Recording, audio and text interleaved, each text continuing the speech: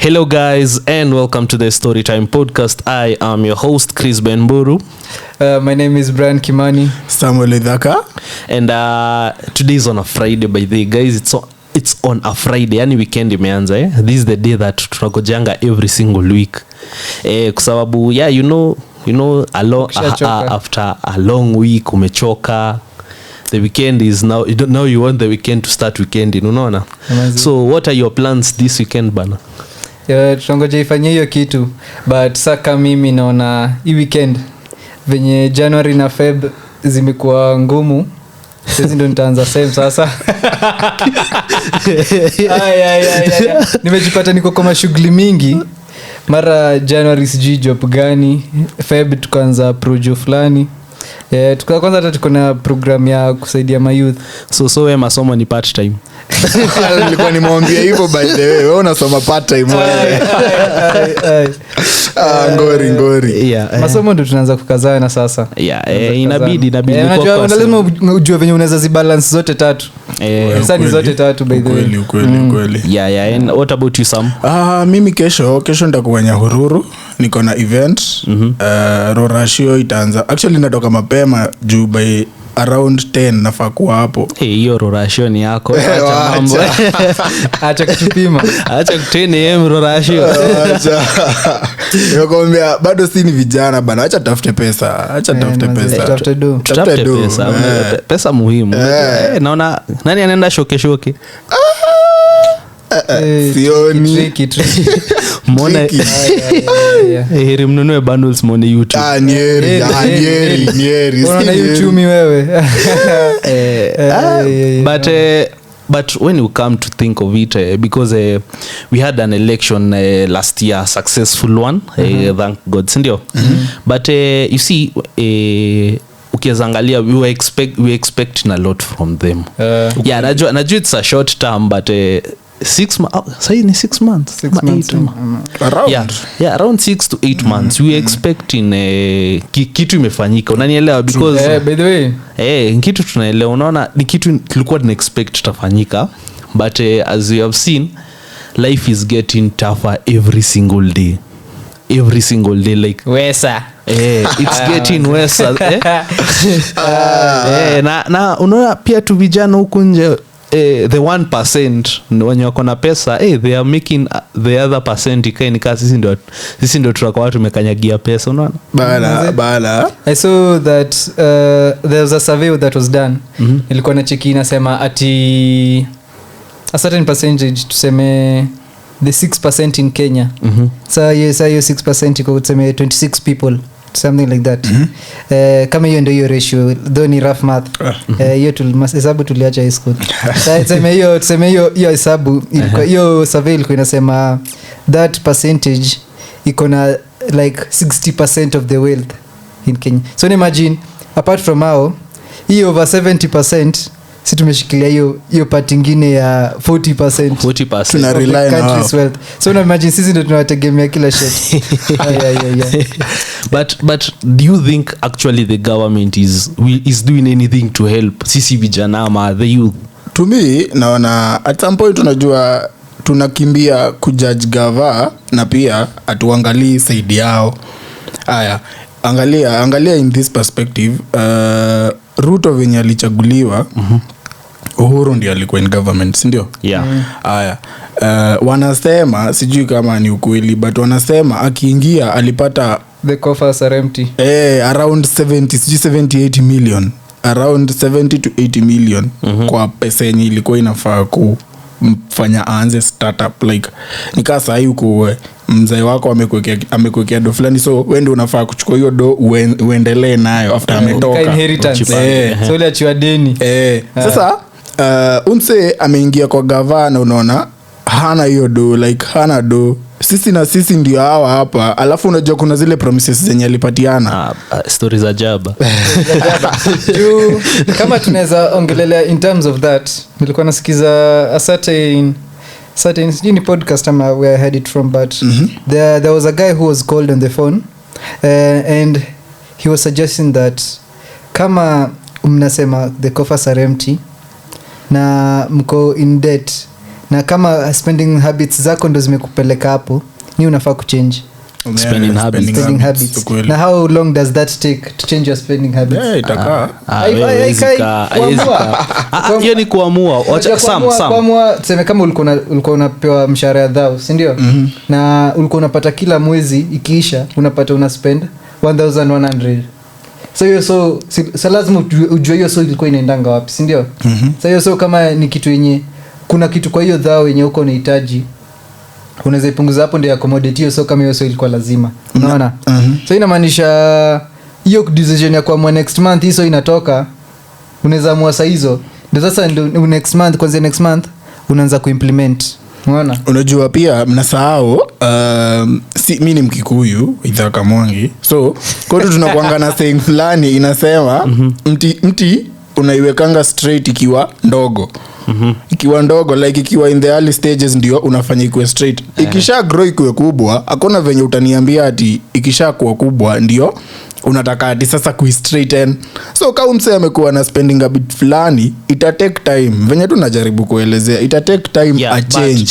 but okay listen to my perspective acha nikwambie tu like let me give you an example so today umekaa hivi kwa nyumba ukaamua kufanya mahesabu ukaona by the way mimi ikrom inanimalizia pesa roho safi inanimalizia pesa and inakumaliza unaona you think about this when you don't have money ukiwa na pesa these things are never in as kwa kichwa. True. But when you start noticing by then chrome inanimalizia pesa you will actually stop using chrome. Si ati kustop literally but si ati utastop immediately but si ati itatake a shorter time for you to stop doing chrome kwa sababu nayo ya kumalizia pesa si ndio? Ukweli yeah, so haiwezi kuwa ina take a long time.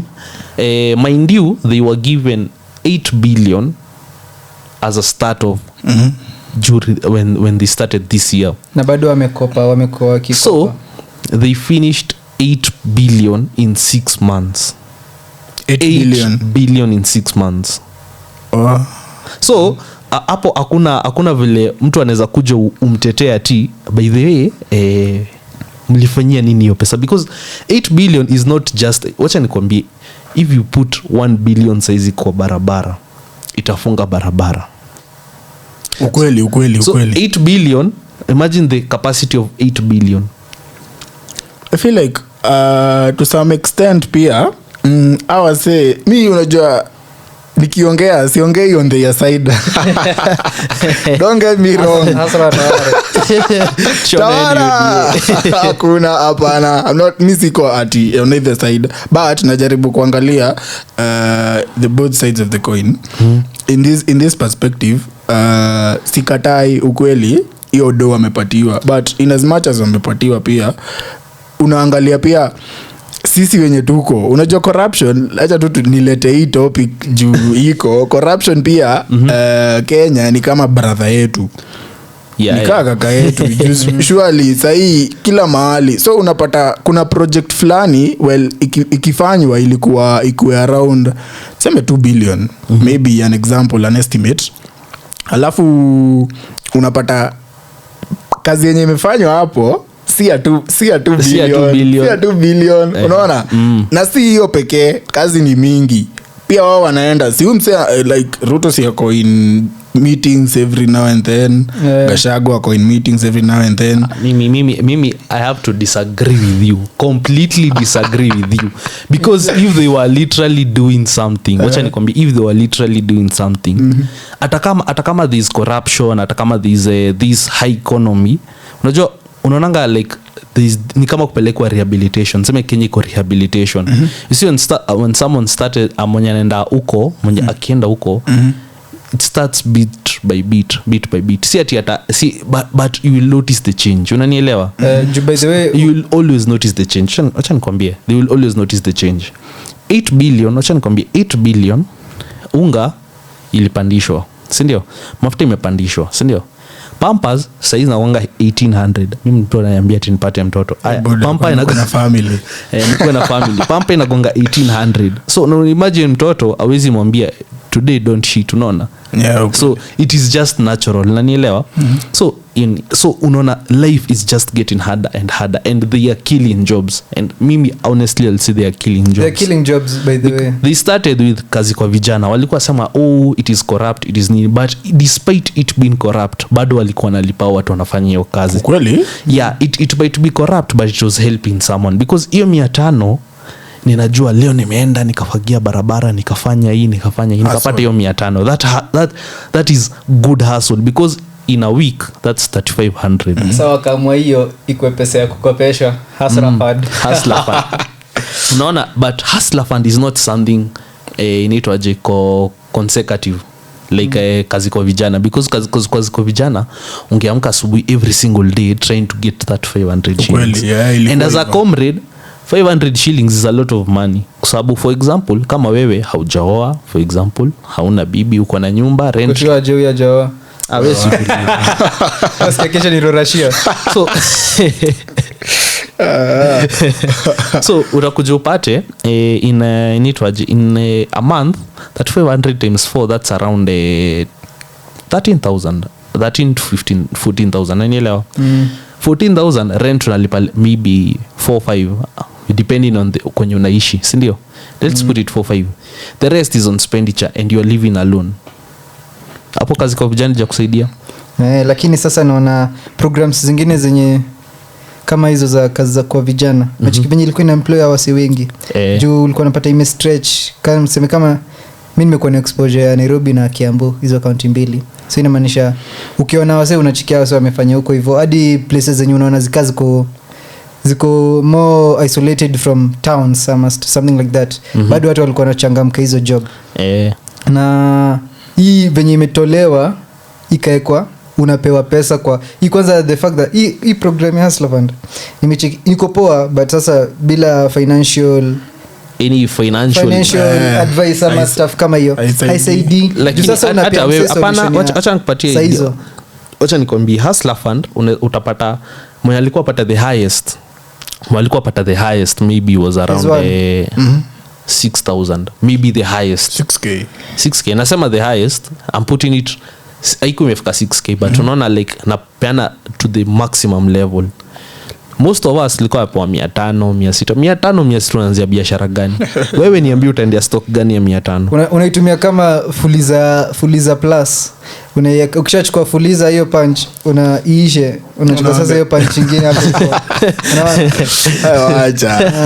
So mimi nilikuwa naangalia na kuna nini research fulani ilikuwa I think hata Citizen walikuwa niliona hiyo survey yao ya 62% of Kenyans wanafikiria venye gava at sai as we speak iko in the wrong direction, but in real sense inafaa sooner itakuwa fiti. No.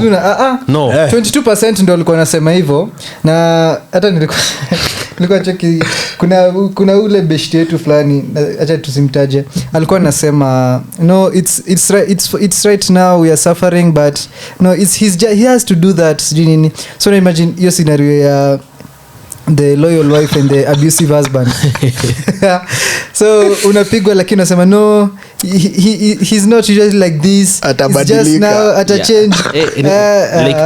Unaona like nika kusema ati alikuwa ananipiga mangumi lakini sasa ni makofi, so I know he'll change. There is nothing that will change there. So if it was to change angeanzia sai. So you see like the government is killing jobs while not creating jobs. Unaona wanajaribu kupunguza the cost of living, but hata wapunguze the cost of living, mimi nikikuwa idle sitakuwa na pesa.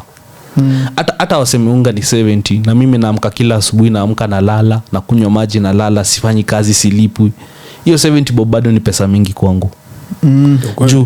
There is no, hakuna siku naamka hivi na hustle. People are tamaking out here and the government is doing nothing. Unajua nilikuwa na cheki issue ya employment ni hata Kenya happen huku hivi, ni ati manufacturing haiko level fulani, ati unapata ati companies unaweza anza kampuni na igrow, na hata kama kuna taxes zenye zio kuwa za kawaida uta survive bado na ufike level fulani. Sasa huku hivi unapatanga una struggle.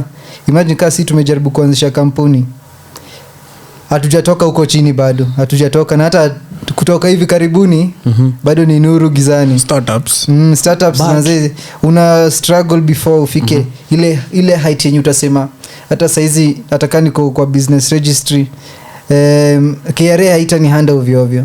So chiki situation kayo hadi unapata unaogopa kufanya tax, unaogopa ku file returns, ama situation kaizo juu haiko friendly to you kabisa, unapata hadi ni kama inaku attack in some way.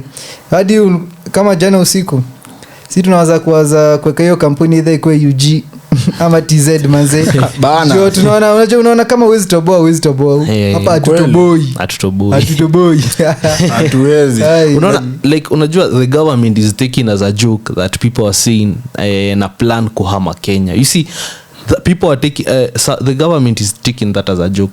Unaweza pata like unaweza pata the people in diaspora are most likely they never want to come back to Kenya. Uliona ile survey hivyo ndio iko. Hawataki kuja Kenya kwa sababu hataki kurudi Kenya kwa sababu wanajua huku nikirudi akiana mimi najua unasota, nina tamak, ninasota, sina kazi, sina hustle, because unajua unaona like people, unaona these young people, mimi si atatetea mwizi, si atatetea scammer, si atatetea any form of way of life, any form of evil thing of making money, but pesa.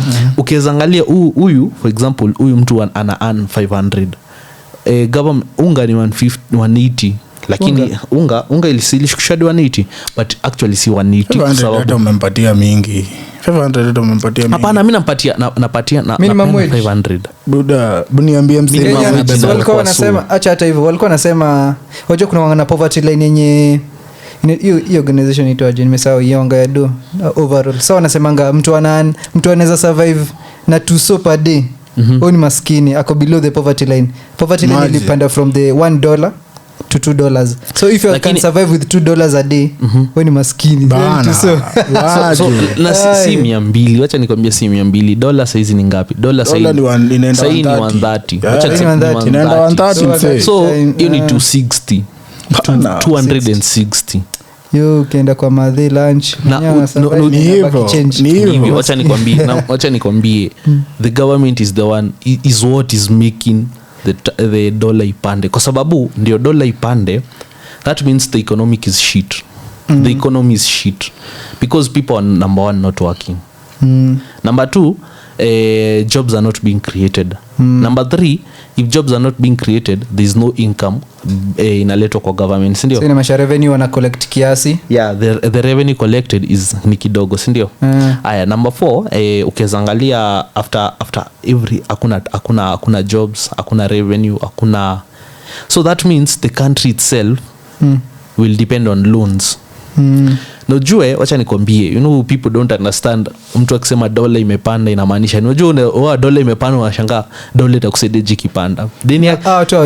Dola ikipanda, if dola ipande leo, deni yake iongezeka na 37 billion. Inakuanga hivyo. Si value lini currency yetu inashuka. That means shilling yetu inakuwa so the weaker the shilling, the more the debt. Si ndio? Na watu waliangu hiyo. So unapata hata hiyo bilioni wanasikianga wati wanasema kaende kwa rally or something. Waseme tumeallocate 4 billion, watu wanadhani 4 billion ni kafu, so yeye hapo hivyo. Wao iliangi magnitude hiyo 4 billion ni nini? Wakisema ati tumekopa 800, si wanasema ati tumekata kwa budget 350 billion in recurrent expenditure nadhani. So imagine watu wailewangi magnitude ya hiyo. Hawajuangi. Na hawailewangi hizi stuff wakisema in terms of in a financial perspective, watu wakwangi informed watu wako na financial literacy, na mwenye tu anaweza blame tu ni gava juu wanaitumianga hiyo kumanipulate the people, it actually it really in our band juu kama watajua fact. So una imagine wale wa stories za jaba usema msikia gava imesema itaweka hii pesa sijui nini shit kaizo. So unacheki wanaongea in a standpoint that haina a financial statistical basis, but rather ni kusambaza rumor from one place to another, either ku spread negativity against the government ama against the opposition. Juu how are you making it clear how bad of a situation we are in, na the healing of the nation venye itaanza how we making clear bado juu wanaona kasa hizi unaona solution yenye wanaona going forward the only solution is to tax of which inakuanga as a result of either IMF ina recommend hiyo ndio the way forward mnaweza make you already reach debt ceiling na mkishafika kwa debt ceiling inamaanisha mmeboro the limit yenye mnaweza boro nyinyi na sasa mkishafika hapo hivyo kenye mnaambiwa suggestion ni ku increase areas of revenue so mnaamua kutax huko mnaenda huko so actually Kenya na ni bondi mimi okay yeah tumefika debt ceiling maybe hatujafika juu personally naona hatujafika si inakuanga 9 trillion na tulifika okay personally yes tumefika si ndio but ukiongeza tax you are taxing una tax mtu ana kazi si ndio sasa sasa huyo mtu unataka kumtax nini what can be the best solution for you kwanza before you start kuongeza tax so niko na swali swali yangu ni tunaingilia gava ni ukweli hawafanyi kazi hiyo naye ni ukweli hiyo nakubali hiyo mmenikujia na yenyewe hiyo hands down hiyo nimekubali lakini pia mi naona kuna improvements zenye wanaweza fanya zenye zitatusaidia sisi kama mayouth na pia bado in as much as zitatusaidia pia sisi we have an obligation yenye tunafaa kumit haya tukatai tunasema gava tupatie kazi si ndio tumesoma tuko na hiyo craft nowadays si lazima ati ukue uko na papers vitu ni mingi za kufanya unaweza kuwa na hand skills unaweza kuwa na like vitu ni mingi vitu ni mob za kufanya vijana mimi niko chuo sahi vijana wako shule unapata msea na shughuli ni mob pale chuo so in as much as tunasema gava I create mi niko into that point ya gava I create jobs into manufacturing unajua manufacturing ndio hadi manufacturing ina employing wase wengi pamoja na agriculture na GDP pia inapanda sijakata but unaona ndio to create industries wacha nikwambie acha nikupatia perspective na what happened in the US 2008 kulikuwa na nini financial crisis crisis very many private ukiangalia vizuri it's private companies that fell after private companies fell watu walikosa kazi si ndio kweli they ended up protesting you know what the government did walienda wakatengeneza their own companies wakatengeneza expo za kazi expo yani for example wanasema unaona kama leo tunakuja Nakuru County every company that has a vacancy kujeni tutakuwa hapa come with your CV come with this come with that you get hired wow so ni program poa that's wacha nikwambie Kenya their jobs na unaambiangwa lazima ukuwe na connection because ukiambiwa lazima ukuwe na connection lazima ukuwe na this ukuwe na that kwa sababu wanajua definitely it will be unavailable for you to know there is a job if someone doesn't tell you sindio but what if we create a mass job expo tuseme kama leo ni Monday tech companies ziko na vacancy zikuje KCC come with your CV it's 80% of the people go there are assured jobs issue ya stuff kama hizo yeti already not only that paper zetu ni rahisi watu wanazifake but also pia awaizi yaka hivyo juu companies already zenye ziko already Kenya ziko zimeshukua Kenya wenyewe already okay so Kenya unapatanga kitu ina counter kitu kama hiyo ni wanasema kama visit my jobs in Kenya programs hizo websites hizo sasa Kenya wanasaidianga ni ati unapatanga au wanasaidia makampuni kama LinkedIn zinasaidia makampani zifilter wase wanaonyesha hadi wewe unapata unarekomendiwa jobs kama LinkedIn unarekomendiwa jobs unaona umse wakivet profile yako na CV na nini hizo stuff zote uko chonjo so unapata ngadi though hii solution tutaongelea the next episode but unapata Kenya sasa issue inaweza kuwa ni kama saizi tumeona kampo wase wanafanyanga jobs kibao sana ndio survive lazima utafute craft fulani yenye unaona ina make sense lakini sasa shida ni unapata hiyo craft yenye umeingia gava haiko ama Kenya as a country haija support hiyo craft in some way or the other tuseme kama venye watu wanasemanga labda artistry haija supportiwa mwingine anasema tech haija supportiwa mwingine anaweza sema hivi haija supportiwa labda watu wa kudansa wa supportiwa stuff kama hiyo so unapata hizo stuff ziko na do lakini the fact that hazijafika hiyo point zenye ziko commercialize ama noticeable, ndo gava inafaa kuwa inaleta a helping hand. Unaona mkono inashuka inasema tutasaidia kuwainua, unaona. So hapo hivyo ni on the government side. Hakunanga a straightforward way yenye unaweza sema uko na hii na gava iko na hii na mnaweza patana hapa. Kinyitu penye mnaguzananga na idea yako na gava ni tax peke yake. Juu gava inawaza itakunyonya aje na hii idea yako. But hii uko na idea na venye utashikanisha, hapo ndio inakuanga part yenye ni vacant, ama hata kama programs ziko watu wachache sana wanajua. Sasa hapo ndio kwenye ingilia. Yes, wewe unajua this that is existing where you can get a lot of jobs blah blah blah blah blah. So for example, let me take over scenario that huyu ni student ametoka for example Samburu, amekuja akapewa scholarship JKUAT, amaliza 4 years atapata kazi bado, akarudi Samburu, si ndio? Because kama una nini unarudi ushago obviously. Sisi unajua there are this kind of people, by the way, these people are usually there.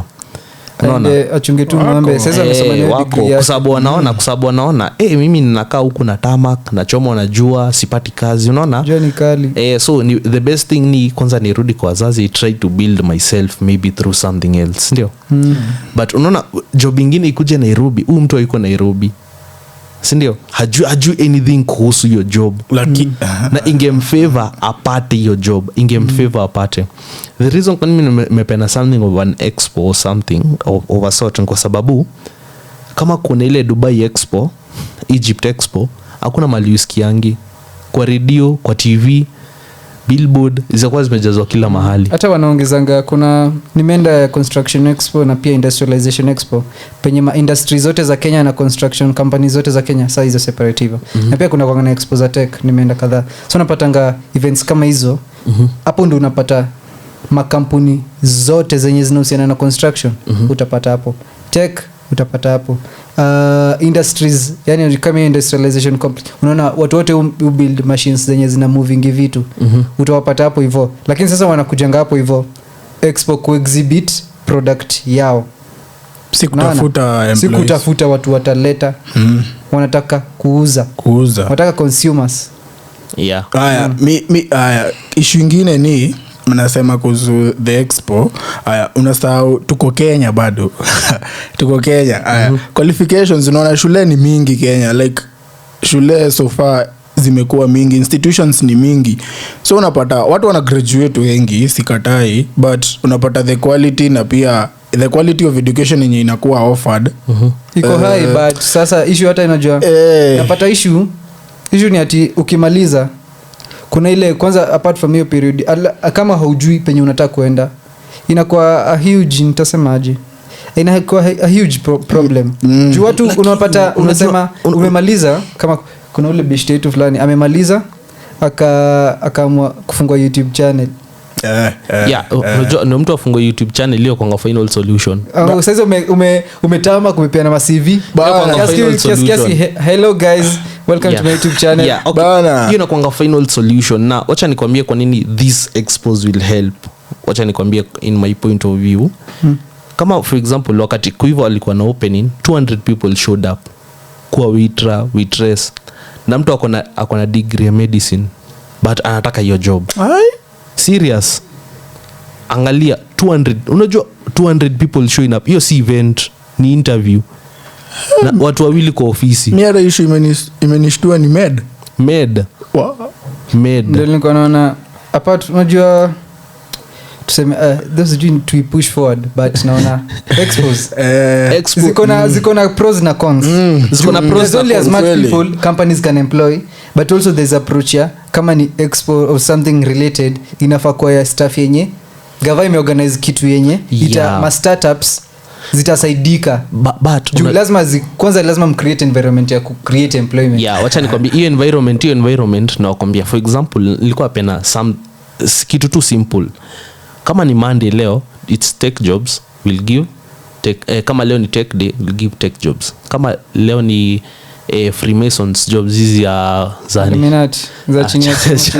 chana hizo hizi Mason jobs za welding blah blah blah. There are those people with that Mason namcheki tulia so this Mason jobs unaona it will be their day kama wewe ni creative or something. Unajua there are these companies that because kila mtu is ni kuonyesha kazi yake because si ndio kila mtu kuonyesha kazi yake yeah so you'll go there show your work depending on which companies that are there. Yes kuna pros na cons but ukiangalia the pros of it many people will benefit than the cons that there are more positives to that than the negatives. Unaweza angalia hivi tuseme kampuni kama tuseme ya maji ina employing ma plumbers sana ama watu wa kudrill imekuja kwa hiyo expect kasema leo ni msukue ma plumbers ama fundi wa mkono ama stuff kama hiyo watakuja wengi si ndio lakini there's only so much a company can employ kweli juu atakam apart from the fact that wanataka kuemploy watu wanataka pia wa preserve quality ya watu wana employ so lazima kuwe na filtration system and if vacancies ni 8 peke yake na kila company inajua so tuseme companies za tech tuseme ni 10 na each company iko na vacancy ya average like 20 people 5000 people show up kwa hizo 10 jobs ni 200 jobs zenye ziko kwa hizo 10 companies 200 jobs ndo ziko but unaona that's like just a starter unanielewa because so if 200 people get hired today 200 people get hired tomorrow 200 people get hired in a week that's 10,000 people. Nani atawaajiri kama kuna kampuni za kuajiri hizo kampuni so nafaa kuwa ina approach ile standpoint ya ku create companies rather than exactly lazima hivyo venye tu wanasema by the lazima kwanza kampuni zi creative ndio sasa chache saizi wanahepa wameenda UG na TZ sasa hata wakihold ya kuemploy watu unapata wataemploy watu wachache compared to the fact that tuko already na hiyo kama ulikuwa umesema 5.1 there is a company siko sure na pia stai kuitaja jina but kuna kampuni fulani ilikuja Kenya ilikuwa mzungu alikuwa anataka kufanya investment hapa Kenya kufungua company akaenda kwa gava akapatiwa KRA kampatia hizo nini lazima afanye like the pesa yenye anafaa kulipa ndio start up the company. The guy ended up kwenda Rwanda. Alienda Rwanda. The company sahi iko set in Rwanda. Hebu niambie kama gava ingekuwa imeweka hizo nini qualifications na hizo ni hiyo domo benye ya startup na nini inamaanisha kama mtu angekuja maybe juni kampuni kubwa ni mambo na ni automotive company taka company. So hebu niambie ni watu wangapi wangeajiriwa hapo na nini hizo family zenye zingesaidika hapo zingekuwa ngapi? So ni mingi. Unaona yes ni mingi. Acha nikwambie okay there is this platform on Instagram for example inaitwa Auditions Kenya, si ndio? That platform inafunza inakuanga na every casting call. Kukwe na every yani acting jobs blah blah blah. There is another one called Rafiki Hub. Rafiki Hub for those who know inakuanga generally ya the whole film production. They have jobs there but you see the number of people who know about Rafiki Hub si wengi, watu wachache. It's funny kwa sababu utaona that company because mini login juzi nikaona they even have companies like Sarova, they have big hotels also asking for jobs, wanapatia watu jobs, for example za voiceovers, voice artists, unaona these jobs are there yes but yes sijakataa ku build companies but for us to build companies there have to be lazima kuwe ile limit ya maybe hakuna kazi maybe hakuna these companies don't need these workers na ile as in iko na already too many workers hapo ndo sort of surplus workers unanielewa. So that's how you begin by that's when you begin by wenye wako wapangwe kwanza wenye wako wapangwe na wenye wajapangika wapangwe sasa baadaye. That's when nimeleta idea ya expo unanielewa. That expo will stage 1. Stage 2 ni there's another idea which I'll bring up maybe in the next episode. Yeah kwa sababu nayo hiyo labda government wanilipe ni I feel like lazima tuchanue information ni more by the me juzi there's a friend of mine acha nimtaje anaitwa Rico, is a forex trader ndio anakuanga rafiki yangu sana. So there's this trick aliniambia hadi siku anajua ina exist. So yeye alijua from a certain person mwenye akona do mbaya umse anafanyangaje anajua kuna company tuseme kama nini BAT company ile British American Tobacco haya kuna shares si wako na shares so kuna book yao yenye wanafaa kufunga na inafungangwa si unajua financial year inaishanga maybe May ama June July inakuwa July wiki ya kwanza July wiki ya kwanza so umse anaendanga the previous year si tumetoka 2022 anachukua logs zao anaangalia venye company imekuwa ikienda iki make profit so anajua nitanunua shares maybe kaza 10M hapo kwa hiyo kampuni ananunua kitu si tuko March sahi anachukua hizo books anaangalia so atanunua April atulie July ikifika ule msee mwenye alinunua last year financial year ikianza akipewa dividend msee anapatiwa the same na msee mwenye ananini pale imagine hiyo ni information yenye hatujui hiyo ni kitu yenye hatujui hivyo ndio hukuwa hiyo ni kitu yenye tujabu niambie wewe kama Mori useme saa hii uko na maybe 50 G's zako ufanye kitu kama hiyo ununue maybe Safaricom ununue BAT ununue wapi kwingine lakini Safaricom saizi siwezi advise mtu achukue shares ununue Kenje na like hata by the way rebuy shares Centum pia ununue shares huko alafu Absa pia KCB kuna mingi ni mingi alafu pia wakifunga unapata ile dividend EABL Kakuzi so acha as we wind up naona ni better information pia I feel like tunakuanga na info mingi yenye wase hawajui before info convert you to knowledge knowledge ndio itasaidia watu ndio wakuwe wise wisdom hiyo stage ya kutoa watu na information mingi hadi utapata next time tutaongelea further but program yenye si tumeanza kufocus nayo ni kufilter info iko knowledge hiyo ndio tunadai tusaidie my youth in the long run to create target people tumepanga to employ by then in future but tunataka tukabishi mara moja na acha tutabonga next time so next time we'll bring up more ideas by the way but I really think the government needs to do something kwa sababu kuna point tafika by the way kuna point tafika it will be enough is enough watu wataenda state house enough is enough unaona jaenda huko ngojeo siku